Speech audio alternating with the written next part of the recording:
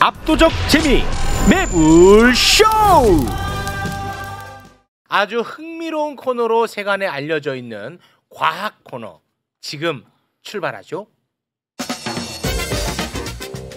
이건 왜 이럴까? 다시금 여자친구와 만나기 시작한 엑소님 어서 오십시오.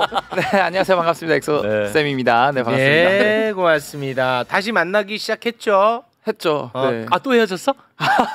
아니요. 아니에요. 네. 그렇게 지난 소식 아니에요? 한 달 전쯤인 것 같은데. 거의 한 2달 됐죠. 아, 2달. 네. 자, 그리고 사실상 최욱 지구님 어서 오십시오. 네, 대단히 반갑습니다. 네.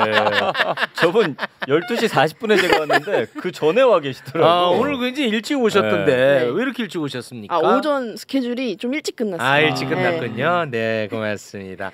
자, 요즘 대한민국 정치권이 석유 게이트로 아주 시끄러운데 이 석유는 어떻게 만들어지는 것이고 석유는 또 도대체 어디에 매장돼 있고 매장돼 있는 걸 어떻게 뚫어가지고 어떻게 뽑아 올린다는 건지 그런 이제 과학의 영역에 대해서 우리가 전혀 몰라요. 그쵸. 그거를 우리가 잘한다면 이 상황을 더 쉽게 이해할 수도 있을 것 같다는 생각도 들고 또 호기심도 들고 하던데 이런 얘기 오늘 하나요? 아, 그럼요. 제가 2주 기다렸습니다. 아, 그래요? 6월 3일 속보 뜨고 이거 매불쇼 나가야 된다. 속보 뜨자마자? 네.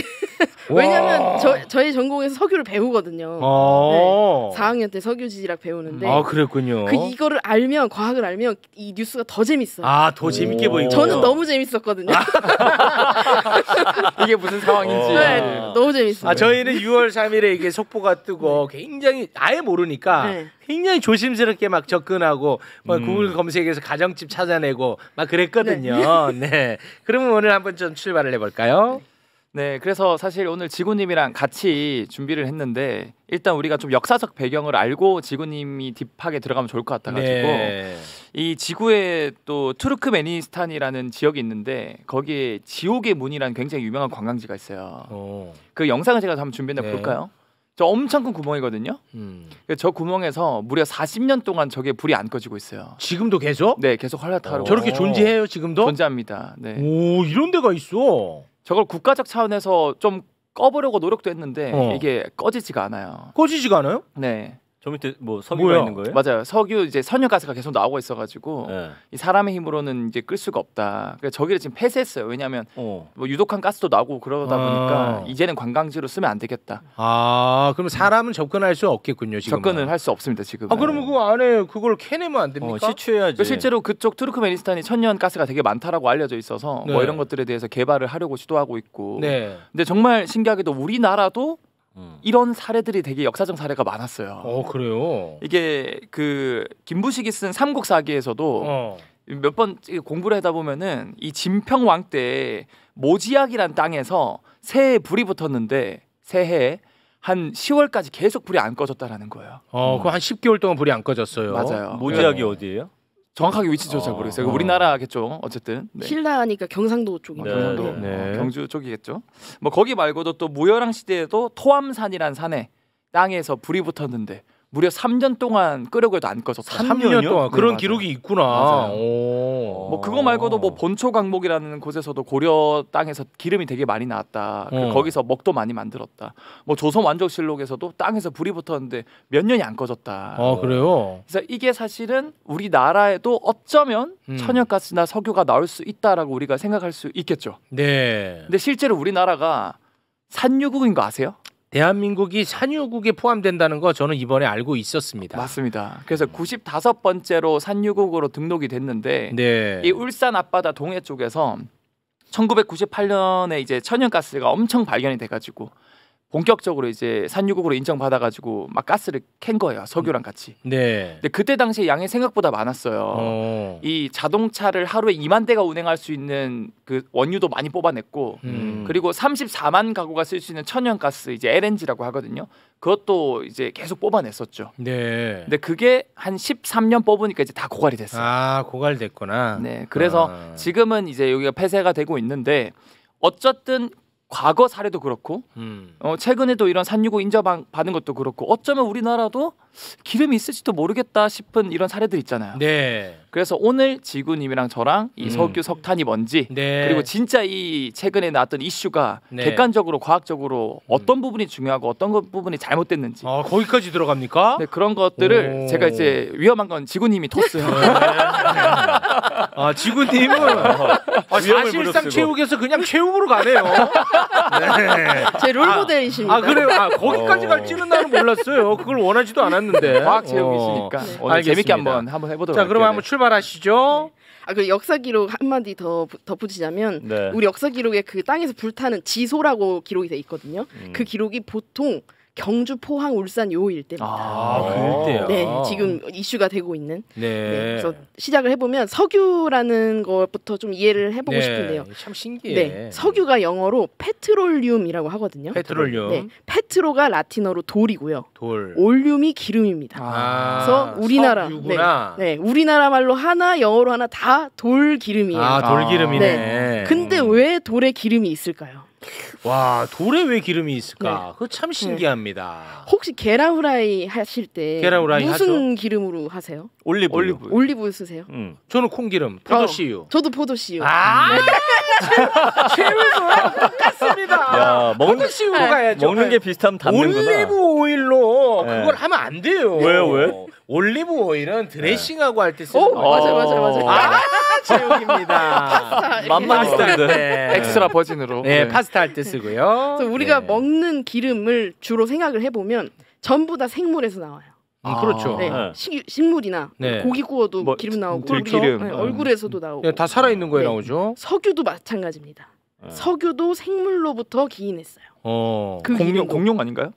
많은 분들이 공룡으로 그래. 알고 계신데 공룡 썩은 네. 거잖아. 사실 공룡이 아니에요. 우리가 인류가 쓴 석유의 90% 이상이 식물성 플랑크톤에서부터 유래했습니다. 식물성 플랑크톤이에요. 플랑크톤. 네. 바다에 사는 플랑크톤을 크게 두 종류로 나눌 수 있거든요. 네. 하나가 동물성, 하나가 식물성. 음. 무엇을 기준으로 나누느냐? 네. 광합성을 기준으로 나눕니다. 광합성. 광합성을 하면 식물성 플랑크톤. 음. 근데 이게 진짜 재밌는 게 우리가 화석 연료라고 해서 크게 뭐 석탄, 석유 이렇게 있잖아요. 네. 석탄은 뭐냐면 나무입니다. 석탄도. 석탄 나무. 네. 우리가 인류가 쓴 석탄의 90% 이상이 고생대 석탄기라는 시기에 만들어졌거든요. 네. 그때 무슨 일이 있었냐면 그때는 나무가 지구상에 등장한 지 얼마 안 됐어요. 그 원래 보통 요즘 같으면 나무가 죽으면 미생물들이 그걸 분해합니다. 썩죠. 네, 썩는다고 표현하잖아요. 네. 그러면서 나무 몸을 이루고 있던 광합성을 통해 얻은 탄소들을 다시 대기 중으로 돌려주거든요. 네. 근데 그때는 나무가 등장한 지 얼마 안 됐잖아요. 네. 나무를 분해할 줄 몰라요. 진짜? 미생물들이. 네, 그래서 썩지 신기하다. 않아요. 그래 썩지 않았어? 썩지 않았어요. 그래서 어. 나무들이 죽으면 탄소를 다시 안 내뿜고 그대로 땅으로 가요. 탄소를 머금은 채 네, 그냥. 그래서 그 당시에 그 고기후, 과거 기후를 보면 8도 정도가 뚝뚝 떨어집니다. 아. 나무들이 탄소를 머금고 다 땅으로 간 거예요. 신기하다. 예. 그래서 그 결과로 우리가 이제 그걸 꺼내 쓰잖아요. 네. 저장해둔 태양 에너지거든요. 그러니까 우린 그 대가로 탄소를 지금 뿜고 있죠. 뿜고. 그때 못 뿜은 그렇게 거예요. 되는 네. 거구나. 근데 그 이후에 이제 미생민들이 그 나무의 맛을 이제 알게 됐군요. 알게 되면서 온도가 다시 올라간 거예요. 이놈들 입맛만 바꾸면 되는데. 입맛이 변했네 미생물들. 석유도 마찬가지로 이 광합성을 하는 식물성 플랑크톤이 쌓여서 만들어진 거거든요. 그 나무랑 비슷하게. 근데 얘네는 보통은 죽으면 분해가 돼요. 근데 얘네가 왜 분해가 안 됐냐면 바다에 산소가 많지 않으면 그거를 환원 환경이라고 하는데 네. 환원 환경이면 얘네가 썩지 않고 그대로 이렇게 쌓일 수 눌려져서? 있습니다. 네. 바다 해저에. 네. 그리고 걔네가 쌓인 게 이제 열이랑 압력을 이제 받으면 그게 석유가 되는 거예요. 네, 아니, 정해진 그 식물성 조건에. 플랑크톤이 어마어마하게 작을 것 같은데. 큰 것도 있어요. 그래요? 네. 그게 석유 지금 이렇게 우리가 이렇게 많이 있다고? 쓸 정도로 양이다 되고. 네. 그 놀랍게도 이 바다의 플랑크톤을 이제 특정 하나의 생명체가 아닙니다. 그냥 작은 생명체를 플랑크톤이라 하는데 우리가 식물이 전체 지구의 산소를 많이 만든다 생각하지만 식물은 한 20에서 30%밖에 안 만들고 식물성 플랑크톤이 80%의 산소를 만들어요. 와, 그래요. 그러니까 엄청나게 많은 거고 제가 짧게 이전 보조 자료로 한 번 더 정리해드리자면 이 석탄 석유가 이 지구님께서 말씀해주신 것처럼 석탄 같은 경우는 3억 년 전에 석탄기가 있었어요. 그러니까 그때 석탄이 많이 만들어지는 재료들이 있었다. 걔네들이 고사리 아시죠? 네, 고사리 잘 알죠. 그러니까 고사리 같은 양치 식물이 엄청 많았는데 네. 그때 제가 그 사진을 준비했는데 사진을 보여주시면 이 정확하게 이름이 칼라미테스라는 양치 식물이에요. 얘네들이 엄청 많았는데 얘네들이 사실 그때 당시에는 처음으로 만들어지다 보니까 미생물들이 지구님께서 말씀해 주신 것처럼 얘 뭐야 이러면서 먹을 줄 몰랐어요. 그래서 얘네들이 쌓이면서 토탄이 되고 얘가 열과 압력을 받아서 갈탄. 참고로 이 갈탄의 리그나이트가 리그넘이라 그래서 라틴어인데 그 나무란 뜻이에요. 그래서 나무에서 갈탄에서 결국 이 석탄이 됐다라고 정리를 할 수 있고요. 네. 그다음에 석유 같은 경우도 그 바다에서 눈이 내리는 거 혹시 아세요? 바다에서. 네, 바다 눈이라 그래요. 바다 눈이 있어요? 네, 그러니까 이건 진짜 눈은 아니라 지구님께서 말씀해주신 것처럼 이런 플랑크톤, 동물성, 식물성 플랑크톤이 죽으면요 눈처럼 내려요. 아, 이렇게 심해로 엄청 내려요. 실제로 이것도 제가 영상을 준비했는데 이게 개수스럽게 떨어집니다. 아, 이것들이야 다. 네, 쟤네들이 엄청난 탄소를 가지고 있어요. 야, 어마어마하겠네, 저 양이. 저게 쌓이면 이제 케로젠이라 그래서 석유가 될 수 있는 재료가 돼요. 아, 케로젠. 그게 압력을 받고 산소를 차단하면은 지금의 우리가 알 수 있는 석유들이 엄청 쌓이는 거죠, 땅속에. 아니 그럼 지금은 기술이 굉장히 발달했는데 저걸로 그 석유 못 만들어요?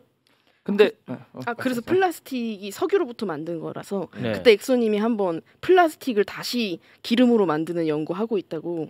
네. 아니 플랑크톤으로. 아, 플랑크톤으로. 근데 석유는 저 자연적으로 만들어지는 거는 굉장히 오랜 시간이 필요해요. 충분히. 반드시 시간이 필요해요? 네. 열, 압력, 시간 이게. 아니 그럼 필요합니다. 결국은 석유도 자연에서 유래한 건데 만들 수 있어요. 왜 이렇게 그 자연을 파괴하는 거예요? 나도 늘 그게 궁금했어. 플라스틱도 플라스틱도 자연에서 그렇고. 유래된 거네. 가만 보니까. 그 희한하네. 근데 사실 이게 만들 수 있긴 한데 단가에 대비 에너지. 돈이 더 많이 드니까 그게 안 만드는 만들어질 거고요. 수는 없고. 그리고 지금 사실 매장량이요. 예를 들어서 작년 같은 경우는 뭐 1억 7천만 배럴이 있다 전체 매장량. 근데 1년에 한 300만 배럴 쓴다. 그러면 더 까져야 되잖아요. 그럼 올해 매장량 하면요 더 유전이 발전돼서 오히려 2배, 3배 더 양이 많아져요. 네. 그래서 사실상 우리가 따로 만들 필요 없이 그냥 안에 있는 걸 캐는 거죠. 네. 어쨌든 이렇게 해서 석유가 만들어지면 중요한 게 만들어지고 끝이 아니에요. 얘네가 오랫동안 잘 보관이 돼야 됩니다. 아, 오크통에서. 네, 기름 저장소가 필요해요. 그래서 이 플랑크톤이 쌓인 다음에 그 위에 어려운 말로 투수성이 좋은 암석들이 쌓여야 되거든요. 투수성. 네, 그러니까 투과성? 네, 물이 잘 통하는. 물이 잘 통과하는 거지. 그래서 이 알갱이들이 이렇게 쌓일 때 그 사이사이에 빈 공간 있잖아요. 네. 그 공극이라고 하거든요. 공극률이 좋고 그 공극률이 좋아서 투수성이 좋은 암석들이 만들어져야 되는데 예를 들면 모래들이 쌓여서 만들어지는 암석 사암이라는 암석이 그 위에 쌓이면 좋습니다. 왜냐면 그 빈 공간에 기름은 가볍잖아요. 이 기름 만들어져서 위로 올라가는데 그 공간 사이사이에 다 저장이 되는 거죠. 기름들이. 네, 그래서 그 기름 저장소가 되게 중요한데 그 사암 그 구멍 안에 알알이 박혀 있는 거예요? 모래 알갱이 사이사이에. 지하수도 그렇고요. 석유도 똑같습니다. 네. 그럼 거기 밖에서 또 산소를 만날 확률도 낮겠네요. 그렇죠.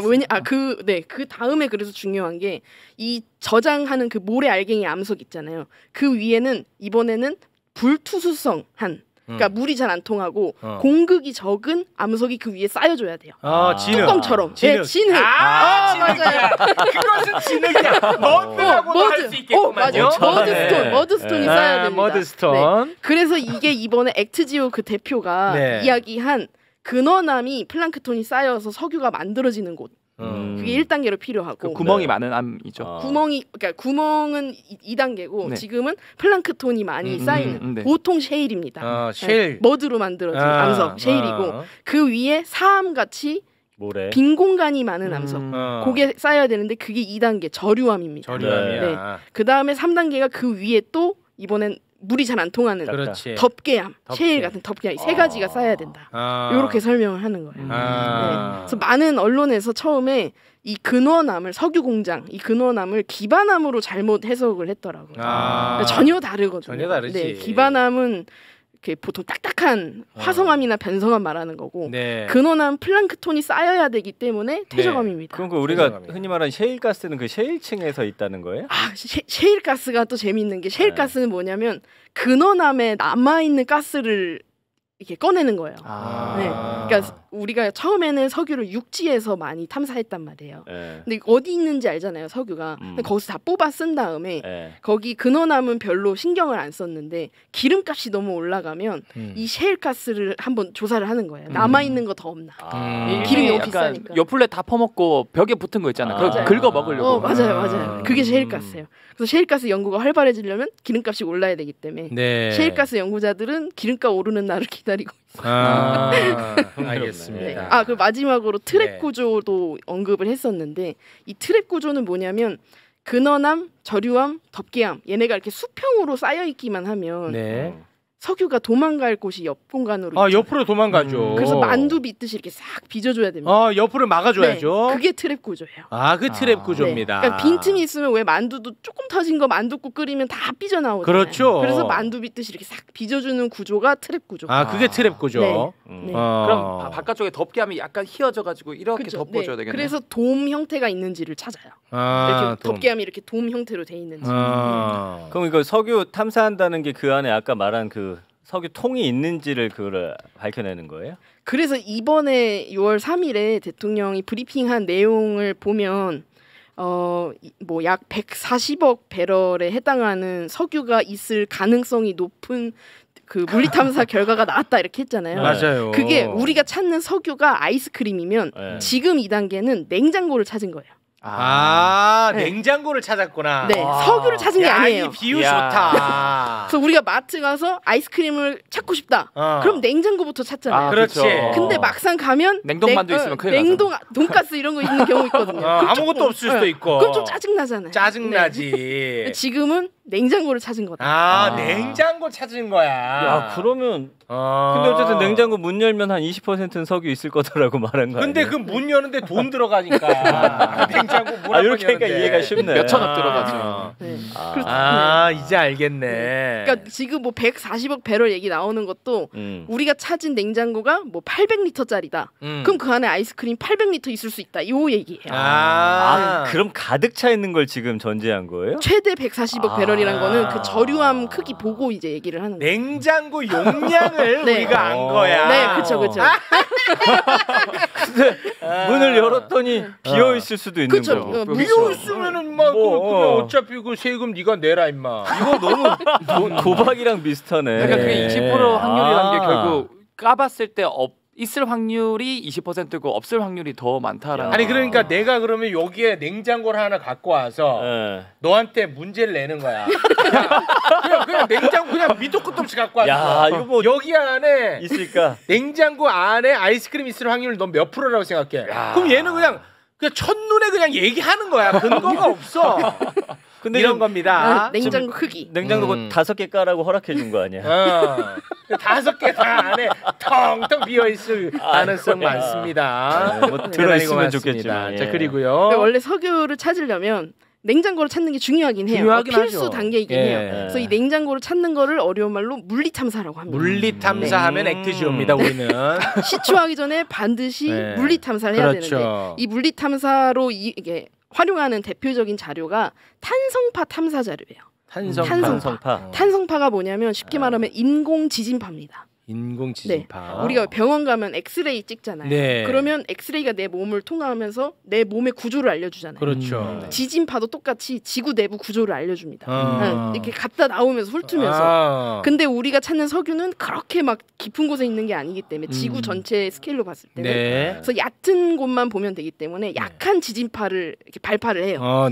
그게 탄성파거든요. 보통 음파를 사용하는데 왜냐면 음파가 지진파의 하나의 일종이거든요. 그래서 저렇게 배를 띄우고 배에 수신기를 이렇게 배열들을 이렇게 뒤에 쫙 이렇게 연결을 해서 띄워놓습니다. 배 앞쪽에 네모난 게 수신기죠. 저 네모난 주황색 네모들이 수신기거든요. 그럼 저 바다 밑으로 뭐 쏴가지고. 그래서 배에서 에어건이라는 장비를 활용해서 공기를 압축했다가 펑 하고 이렇게 발파하는 네, 그런 것들을 쏴줘요. 그럼 네. 걔네가 그 음파들이 이 땅 밑을 훑고 나와서 수신기에 도달하는 그 신호를 가지고 밑에 구조를 보는 거예요. 엑스레이 찍듯이. 네. 그렇게 해서 저류함이 있는지 덮개함이 있는지 만두 빚듯이 잘 빚었는지 이걸 보는 거죠. 그 이제 다시 말해 그 냉장고 형태를 우리가 알 수 있겠군요. 네, 그렇죠. 이게 물리 탐사야. 네, 물리 탐사. 그럼 냉장고 안에까지 볼 수 있는 기술은 없는 거예요? 열어봐야 된다고 몇 번 얘기해. 그 시추야, 시추. 답답하네 그럼. 답답한 놈이네. 그래서 액트지오가 한 게 요 자료를 이제 분석한 거야. 그 중요한 게 자원량이랑 매장량을 잘 구분하는 것도 중요해요. 자원량과 매장량 이거 다른 뜻이군요. 전혀 다릅니다. 어떻게 다르죠? 일단 자원량은 잠재적인 양이에요. 그러니까 무슨 말이냐면 냉장고 800리터면 800리터일 수 있다. 요거는 자원량입니다. 몰라요. 까보기 전에. 그렇지. 네. 그 매장량은 뭐냐? 매장량은 이제 시추해야 알 수 있는데 경제적으로 정말 가치가 있는 석유가 얼만큼 있느냐. 요게 매장량입니다. 그래서 자원량이 많아도 매장량은 또 적을 수가 있겠네. 네. 매장량 함부로 쓰면 안 되는 거네요. 네, 그렇죠. 네. 이번에 그러니까 이야기한 그 양은 자원량이에요. 지금은 자원량이라고. 그래서 시추를 해서 이게 경제적으로 가치가 있는지 이런 것도 봐야 됩니다. 그래서 이게 지구님께 정리해 주신 거를 좀 영상으로 보면 좀 편하게 이해할 수 있을 것 같아가지고 아까 그 기반이 되는 근원암이랑 저류암, 그다음에 뚜껑 덮개를 해주는 그 뭐였죠? 덮개암 이거를 정리한 거를 제가 영상을 편집했거든요. 이게 석유가 만들어지는 저 근원암 쪽입니다.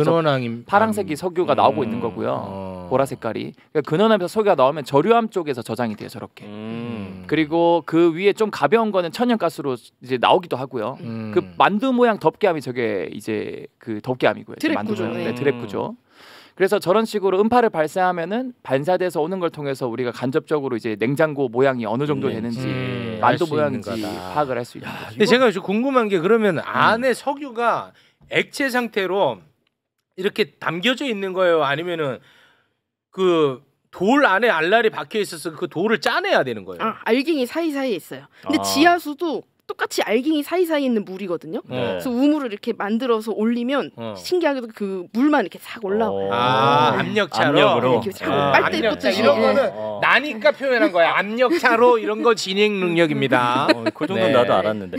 지금 그러니까 얘기를 들어보니까 소개팅 한다고 약속 잡아놓고 거의 뭐 결혼 발표하는 거랑 비슷한 것 같아.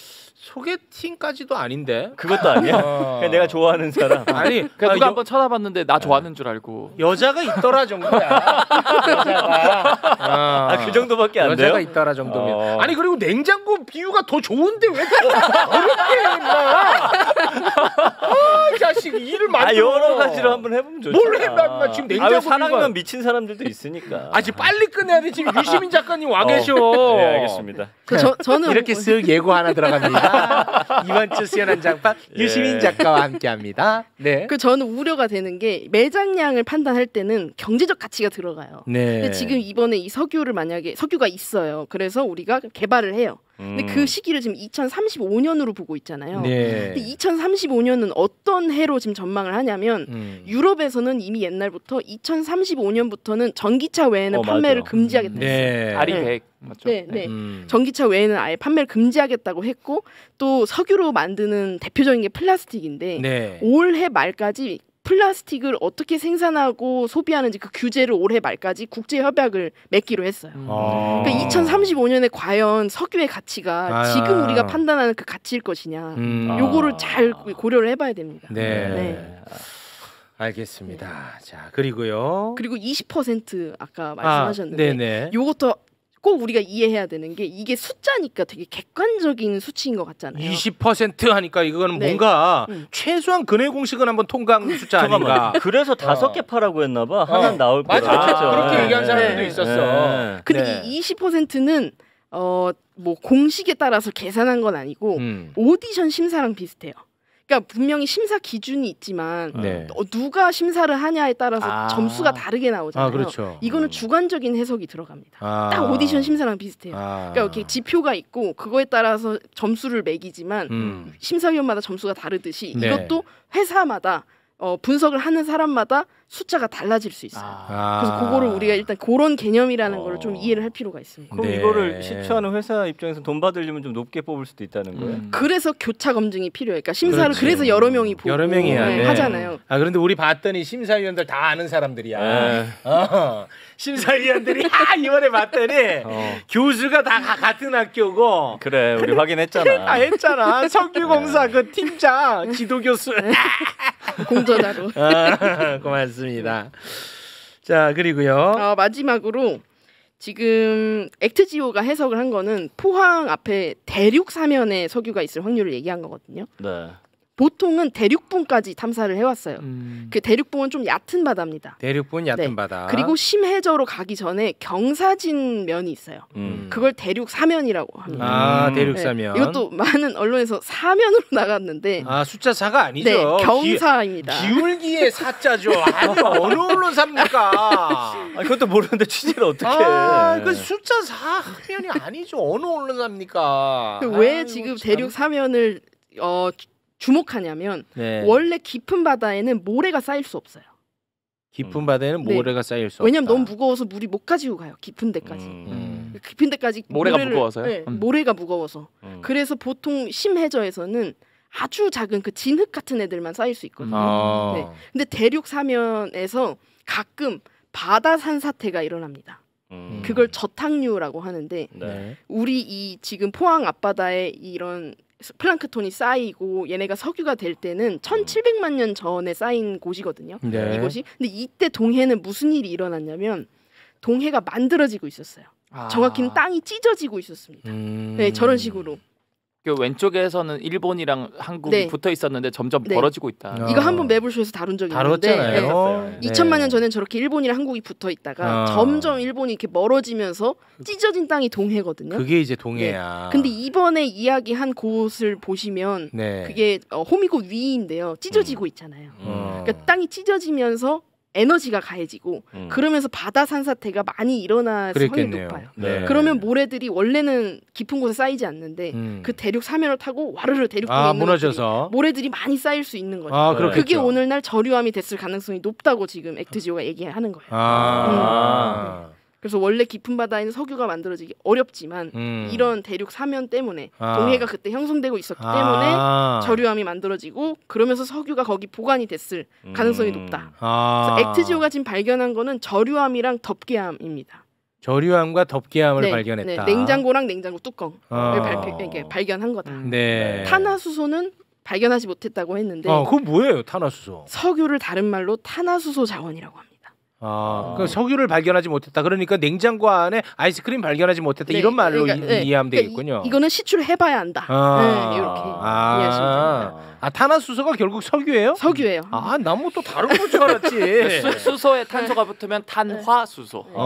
수소 탄소 많이 연결되는 게 석유. 왜 그 달리 써? 그 단어를 우리 계속 석유 얘기하는데 갑자기 탄화수소 뭐 이렇게 해가지고 나는 또 전혀 다른 건 줄 알았죠. 탄화수소가 이렇게 액체 형태로 있어서 그게 우리가 사용할 수 있을 것 같다. 그러면 석유라고. 분리할 때 또 탄화수소로 하나 보네. 네, 알겠습니다. 그러면 이제 정리가 됐을까요? 네. 준비한 내용 쉽고 재밌게 이해가 이제는 깔끔해졌다. 이제 발표 날 때 기사 참 잘 봐야겠네. 깔끔해졌어. 이제 기사 이게 들으실 때 되게 쉬울 겁니다. 재밌고. 이제는 쉽지. 이제는 이제 구멍을 뚫는다는 거거든요. 그러면 이제 그 뚫고 났을 때 그 상황을 우리가 이제 이해하기가 쉽겠군요. 야, 뭐 시사나 과학이나 다 체육들이 잘하네. 체육 저런 관상들이 체육 시대가 돌아왔어. 체육 시대가 똑똑합니다. 형이 안 그래도 공중파 하시더라고요. 그 MBC에서. 이번 주입니다. 그거 나는 정말 기분이 안 좋은 게요. 그 내가 이번에 MBC 진행을 하는데 그걸 왜 나를 축하합니까? MBC를 축하해야지. 그럼 MBC에 누구 붙잡고 축하해야 돼? 사장 잡고 어떻게 최욱 씨를 잡으셨어요? 축하드려요. MBC를 축하해야지 왜 날 축하해? 최욱이 만나기 더 쉬워. 알겠습니다. 자, 그럼 오늘은 여기에서 마무리 짓도록 하겠습니다. 오늘 석유 이야기 아주 쉽고 재밌고 유익한 시간이었던 것 같습니다. 최근 과학 코너 중에 제일 재밌어요. 제일 낫다 그래도. 참고로 그 음파 잘 이해 안 되는 분들이 있는데 그냥 초음파 아기 검사하는 거 똑같은 거예요. 네. 초음파 검사 아기 모양 보이잖아요. 음파가 네. 반사돼서 돌아온 시간차를 여기서 보는 거거든요. 네, 알겠습니다. 함께해 주신 두 분 대단히 고맙습니다. 고맙습니다. 네, 감사합니다. 네.